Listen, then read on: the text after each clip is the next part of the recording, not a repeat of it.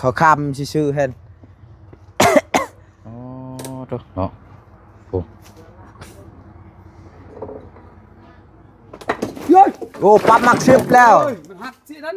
มันหักเชียร์นะเฮ้ขาตั้งไม่ใช่แล้ว 2-3อย่างกระจกนี่140,000อันนี้นี่ตัว140,000โดยตัวสแตนเลสเอาเลยสาคอยสิใช่ให้เจ้าแล้ว50,000เนาะ50,000เหมือนมีเงินอยู่50,000แต่ว่าแชร์แล้วแชร์นึงกันโอ้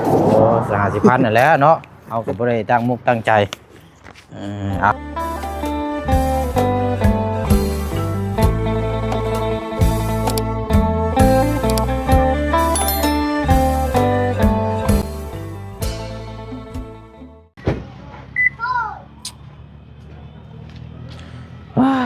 เก่าหัวแล้วบัดนี้พี่น้องเนาะ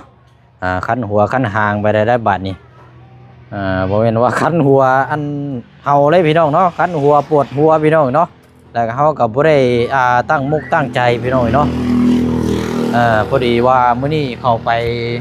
เยี่ยมยามเนาะไปอัปเดตให้พี่ให้น้องเบิ่งนํกันเขตของทางน้องบุษบาตากลมอยู่บ้านแก่งทองขึ้นกับเมืองสิโปนแขวงสวรรณเขตเนาะพี่น้องเนาะแล้วก็ขากลับออกมารถพอดีว่ามีสุนัขเนาะทั้งหมาน้อยพี่น้องเนาะก็ถือว่าเป็นสัตว์ที่ประเภทที่ทั้งหมู่เชียงนี่ก็ฮักแพงที่สุดแล้วพี่น้องแต่ว่ามันเป็นหมาน้อยแหละเฮาขับรถใหญ่แล้วเฮามองอยู่พี่น้องสุดแต่มองแล้วแต่มองบ่เห็นเนาะพอดีรถถูกเหยียบเนาะพี่น้องเนาะถูกเหยียบหมาน้อยตัวนึงพี่น้องก็ได้เสียพอดีว่าบ่เชียงก็ถามหาทางเจ้าของเพิ่นก็ว่าสิรับผิดชอบให้แต่ว่าทางบ้านใกล้เฮือนเคียงเหมือนว่าทั้งเจ้าของเล่าน่ะบ่อยู่ว่าซั่นเนาะไปหาอยู่หากินทางบ่เชียงก็เลยออกมาก่อนเนาะ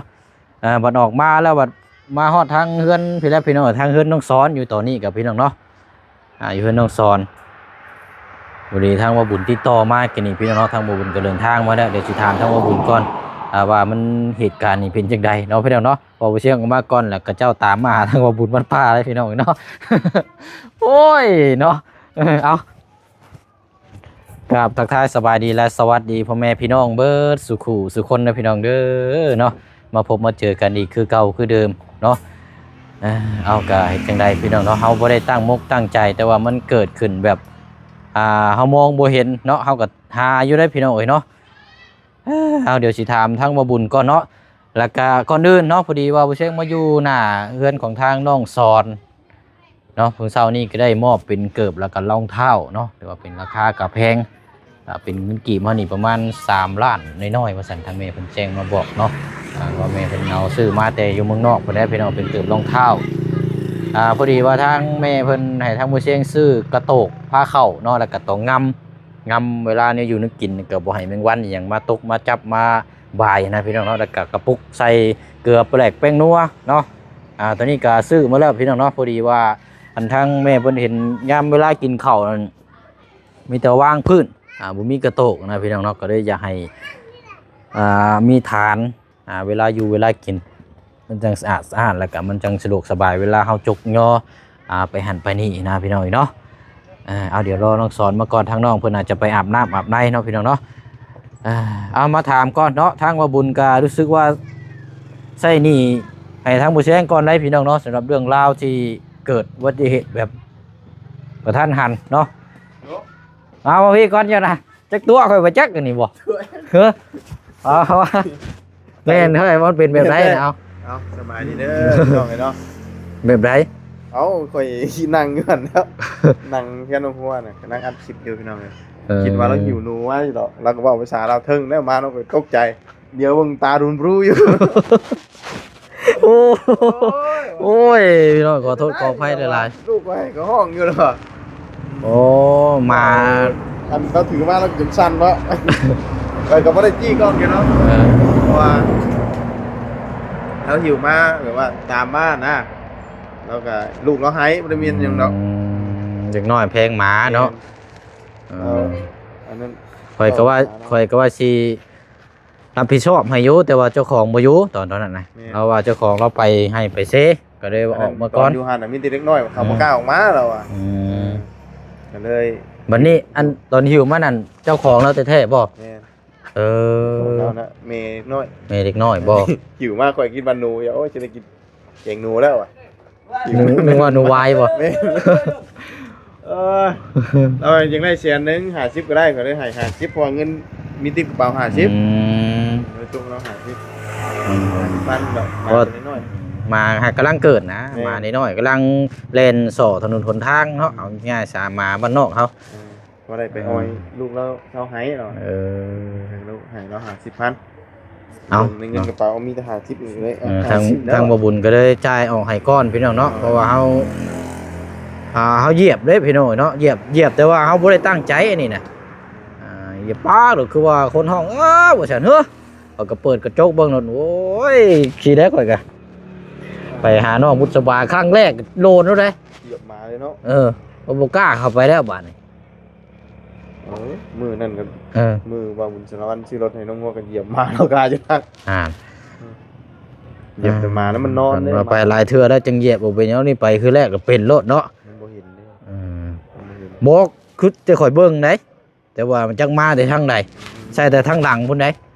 ต่ำรถโอ้ยใช่ มันมาน้อยมันเล่นออกมา แล่นไว้เนาะมันบ่ฮู้เนาะเดี๋ยวกับงัวน้อยแล่นตัดหน้ารถนั่นแหละเนาะในส่วนสิว่ากัน บ่เห็นเนาะ ทางน้องซอนเนาะ จะได้อยู่บ่ ก็ว่าไปซื้อบ่ซังได้ให้พ่อเราดูว่าไปอาบน้ำเนาะ เราบ่ได้นอนได้คืนนอน2วัน น่าจะมาแล้วเห็นรถมีเถ่าเรามาเลยเอาเลยสาข่อยสิใช่ให้เจ้าแล้ว50,000เนาะ 50,000มันมีเงินอยู่50,000แต่ว่าแชร์แล้วแชร์นึงกัน โอ้50,000นั่นแหละเนาะเอาก็บ่ได้ตั้งมุกตั้งใจเอาใส่หนีเด้อ โดย โอ้ ใส่นี่มา โอ้เนาะหนูเอาไว้ข่อยเลี้ยงกับเก่าได้บ่ซะโอ้ยไปพุ่นละทางอาเจืองก็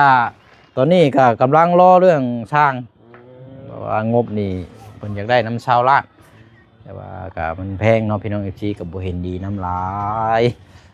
คือแม่นบ่เลยแหละพี่น้องโอ้เฮือนเฮา4x6 นึงแม่นมันก็เลย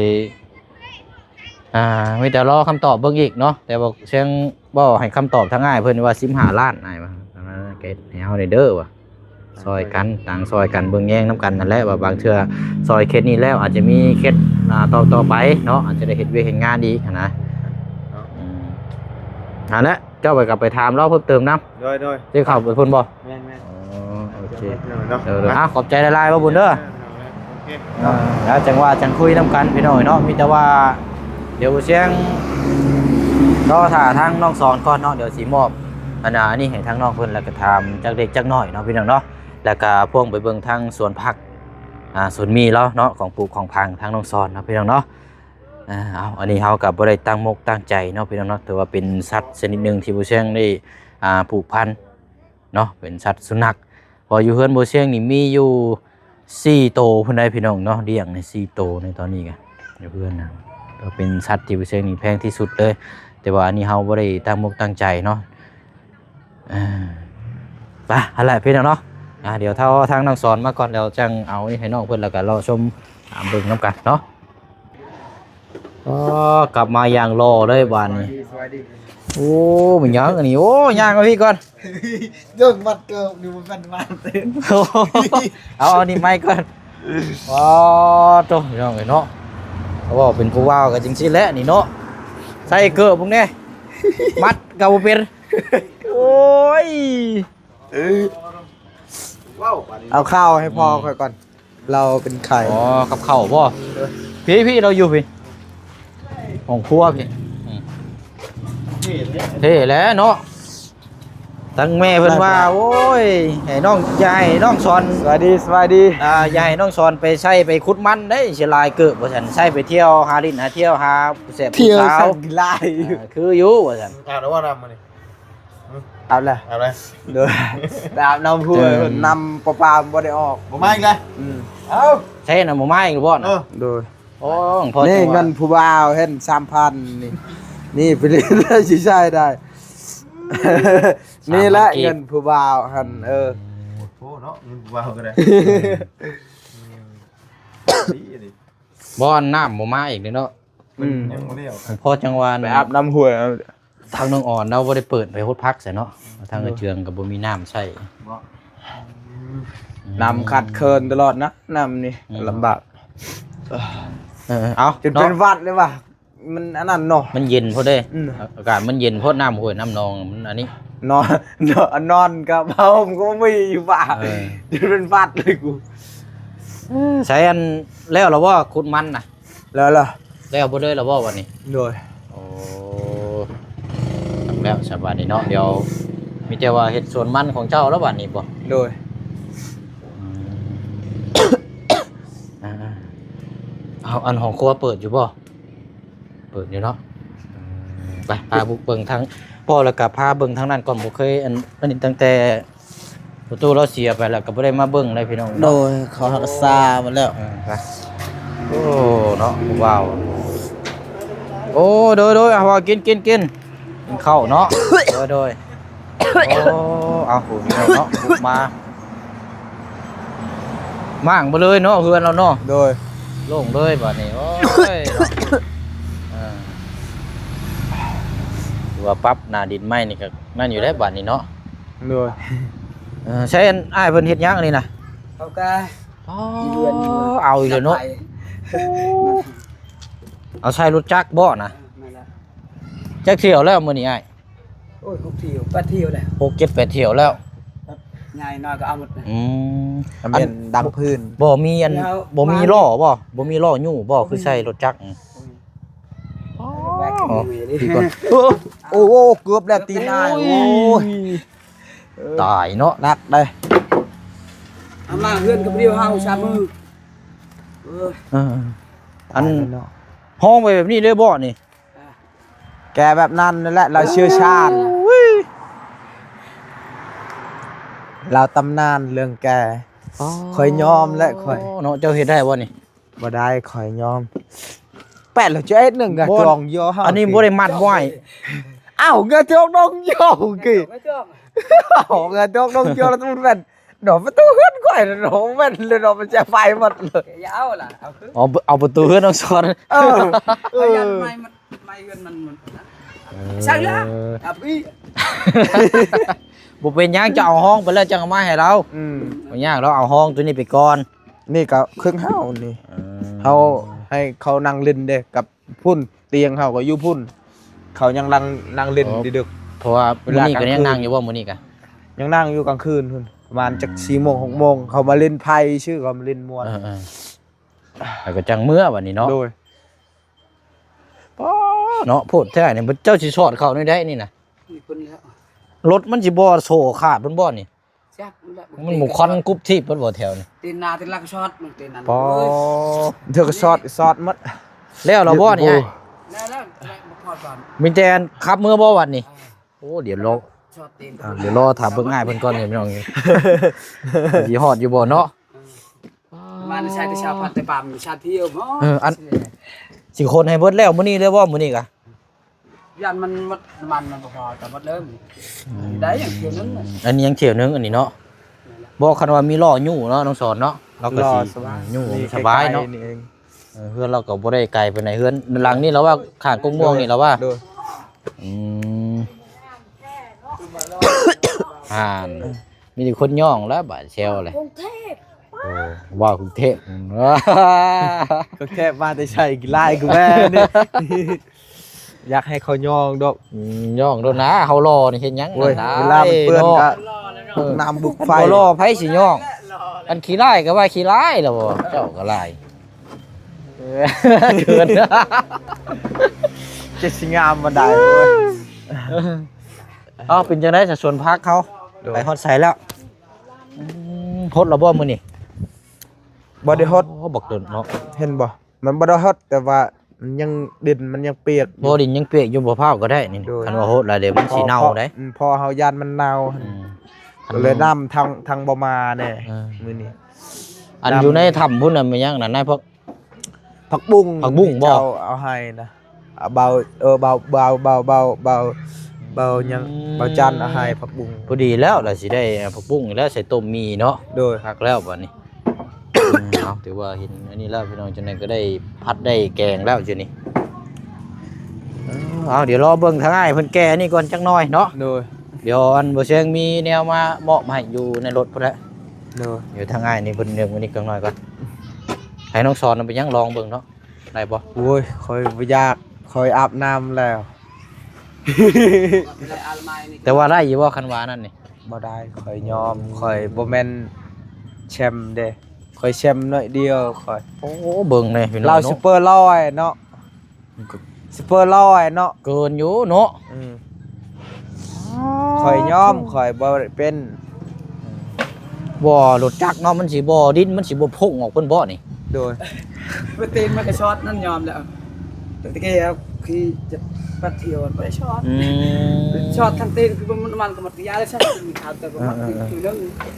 โดยใช้บัดนี้ให้เดินทางบ่บัดนี้เอาเฮาสิลองถาเบิ่งน้ำแน่นี่ยางก็เติมอยู่บ่มันคือแปรแท้โอ้ยยางก็ฮอดบ่เติมลม รอดแล้วก็ไม่เฮียแล้วนักมัน เราบ่เติมลมแปรเด้อ คักแล้วนี่รอดนี่ก็บ่มีแหละ น็อตก็เหี่ยเลยน็อตสิหลุด เก เด้ แล้วคุณบ่มีเงินถึง รถแต่งรถแต่ง อันนี้ เนาะ บ้าเสียดายนี่เอาจุดให้นั่นนะ เอาไว้เมื่อใส่เนาะดีแล้ว มาเบิ่งละซั่นน่ะได้โอเค มาเอ้ยเด้อจู้ เอาห้องไปก่อนก็ได้ให้แล้วจัง ห้อง ว่า ว่า ให้เรา เออ เฮายานมาเครื่องขาวุธ บ่ในกุจงโยบาลับนี่กับเจิงเด้อ สิรอดในแกอันไหน เนาะเนาะบอกเนาะเอ้าคือเนาะบอกแต่ในมันเชิญแบบ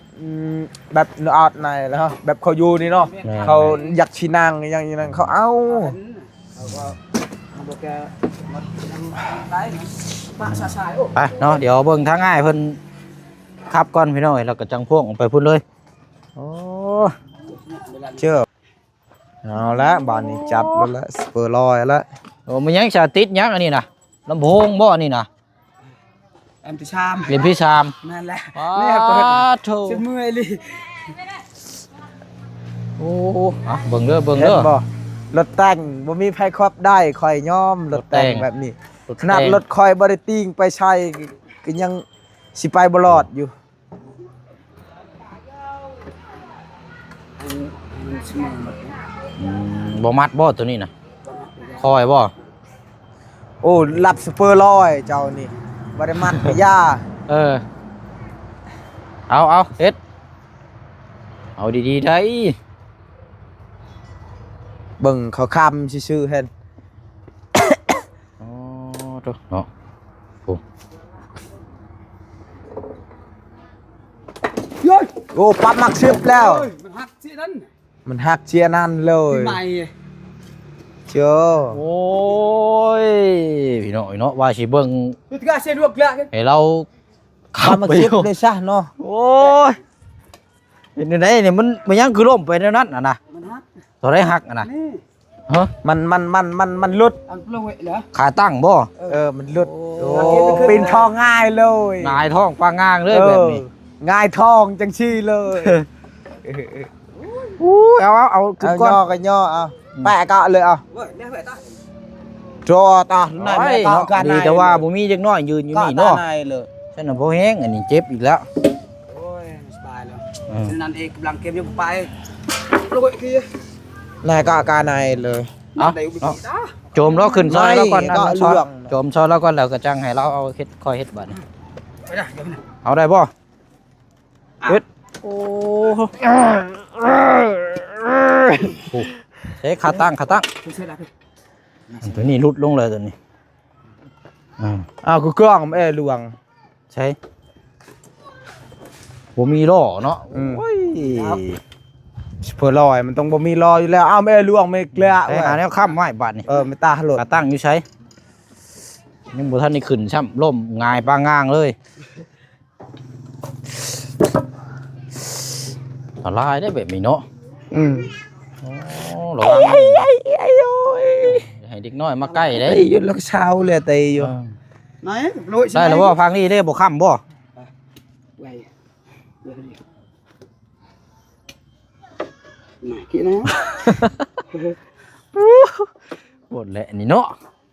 ไอ้ลูกไหนลำแก็บกันไหนตาตีอยู่เบอร์ชนวนกับตีอยู่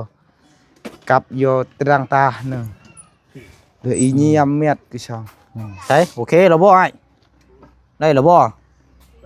คำบ่ฟังนี่กะ Cái gì được ได้บ่ได้บ่ cái gì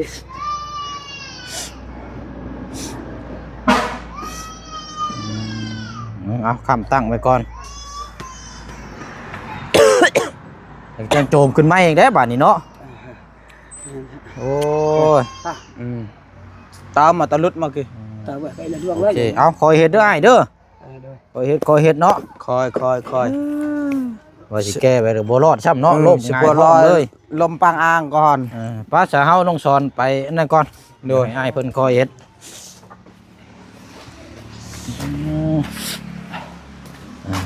เดี๋ยวได้พี่น้องเอาเครื่องก่อนอยู่ในรถเจ้าว่าลมพัดปิวไปแล้วบ่จัก rồi ลมแห้งซับ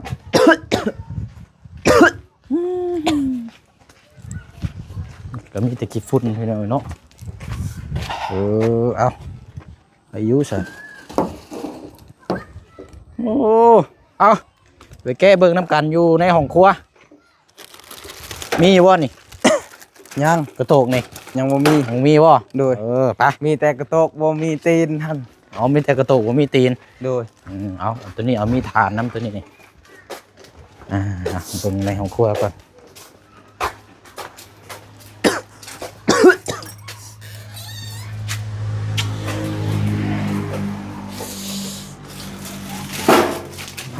ใช่กระโตกบ่มีตีนโอ้แม่นนี่โลเนาะแบนเด้อนะเอาลองแกะเบิ่งละน้องนางลองแกะเบิ่งบัดนี้ดีแล้วเนาะใช้กระโตกไม้ได้บัดนี้ rồi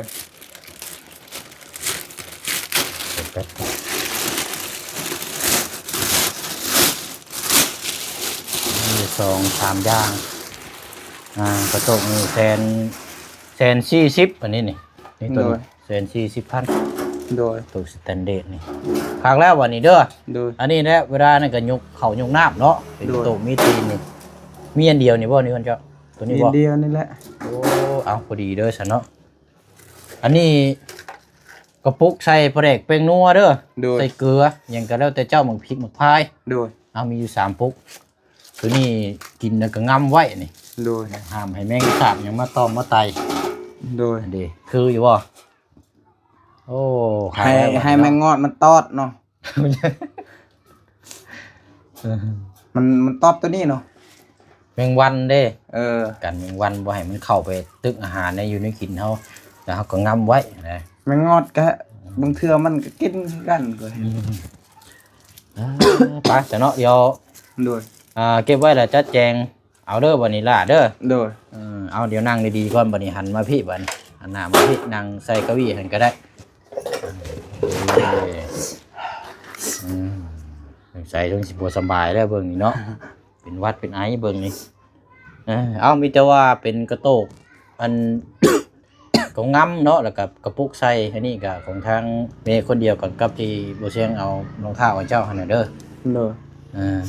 เอาฝากอวยพรอวยไซขอบมุกขอบใจทางแม่เพิ่นแน่เนาะเพิ่นติดตามตลอดได้นี่ rồi เอาอะไรเนาะ rồi ขอบใจละลายเด้อทางแม่เพิ่นขอให้อยู่ดีมีแห้งขอให้สุขกายสบายใจขอให้ไปไสมาไสขอให้มีคนเบิ่งแยงเด้อทางแม่เพิ่นเด้อสาธุ ไปเอาดูแล ก็ขอบใจอ้ายนำละลายเด้อทางบ่าวเสียงขอให้อยู่ดีมีแห้งหมดทุกคนเด้อแล้วก็ FC ทุกคนนำขอให้อยู่ดีมีแห้งหมดทุกคนเด้อสาธุ โอเคเอาเดี๋ยวขอแคปภาพก่อนจักหน่อยเนาะ rồi ไปซะเนาะเดี๋ยวแยกย้ายกันได้บัดนี้เด้อ rồi กินข้าวกินน้ำเนาะ đi โอเคไปเนาะเดี๋ยวทางว่าจังคุยน้ำกันบัดนี้พี่น้อยเนาะทางง่ายเราเป็นนี่ใดเด้เนาะบ่แล้วอยู่บ่แล้วเราบ่ให้เป็นนี่ใด โอ้ยเฮาเลยเห็นใจหายเบิดกินนี่ล่มปางง่างเลยเบิ่งได้หาแนวมัดได้เนาะเอาเดี๋ยวมาจบคลิปอยู่นี่ก่อนเนาะพี่น้องเนาะส่วนภาคของทางน้องสอนประมาณอีกอาทิตย์นึงนี่ก็เดี๋ยวก็ได้อยู่ได้กินแล้วนี่กับพี่น้องเนาะไปเนาะคลิปนี้ก็จะได้ขอจบคลิปลาพี่และน้องไปเพียงเท่านี้ก่อนนะพี่น้องเด้อเนาะขอบมุกขอบใจ ขอบบุญขอบคุณเนาะทางแม่ใจดีเนาะอยู่ทางต่างประเทศเอาพี่น้องเนาะได้ซื้อเครื่องคองเนาะให้ทางผู้เชี่ยวนี่เป็นสะพานบุญซื้อมาให้ของทางน้องสอนในครั้งนี้เนาะเป็นของใช้ในครัวเรือนเนาะถือว่าจำเป็นต้องมีตัวนี้กับพี่น้องเนาะเพื่อป้องกันแมงสาบหรือว่าแมงวันตบตอมเนี่ยอยู่ในกินเฮาเนาะพี่น้องเนาะแล้วก็เป็นกระโตกมีทานวางเนาะกินจังสะอาดสะอ้านพี่น้องเนาะขอขอบใจละลายเด้อเนาะขอให้แม่และภายในครอบครัวจงมีแต่สุขภาพร่างกายแข็งแรงความเจ็บไม่ได้ความไข่ยาสุมีเนาะเวียนงานการสร้างธุรกิจต่างๆก็ขอให้ราบรื่นโชคมานร่ำรวยตลอดปีและตลอดไปเด้อเนาะแล้วก็พ่อแม่พี่น้อง FC เฮาเนาะบ่สุขสุคนที่ติดตามผลงานแล้วก็เบิ่งน้ำกันตลอดเนาะพี่น้องเนาะมีอย่างเพิ่มเติมจังใดเนาะเดี๋ยวทางผู้เชี่ยงมาแจ้งให้ทางพ่อแม่พี่น้อง FC เฮานี่ครับโหน้ำกันอีกเด้อพี่น้องเด้อเนาะเรื่องราวจังใดกันเนาะคลิปนี้ลาไปก่อนบ๊ายบายพี่น้องเนาะพบเจอกันในคลิปหน้าสบายดี